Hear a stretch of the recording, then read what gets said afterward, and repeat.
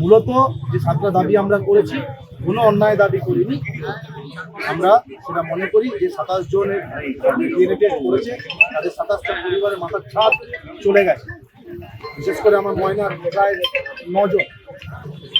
ও দরকার হলে পূর্ব মেদিনীপুর থেকে লোক এনে এসে এখানে থানা ঘেরাও করি।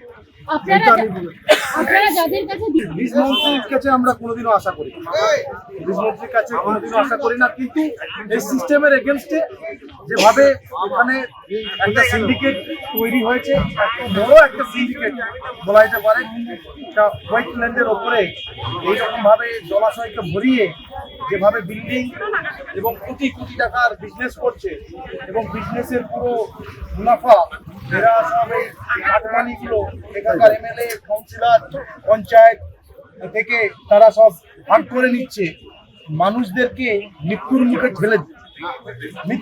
ঠেলে দিয়ে চুরি তো করছে এরা। পুরো পশ্চিম বাংলাতে সব জায়গায় চুরি, কিন্তু মৃত্যুর মুখে ঠেলে দিয়ে চুরি করতে আমি এইটা দেখলাম।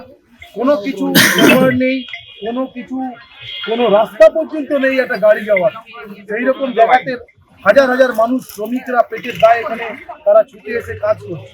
কেউ মোমোতে কাজ করে, কেউ ডেকোরেটার্সে কাজ করে, কেউ সোফা কারখানায় কাজ করে, বিভিন্ন রকমের কারখানা, প্রায় 150টা কারখানা এখানে গড়ে উঠেছে, একটা ইন্ডাস্ট্রিয়াল তৈরি হয়েছে এখানে।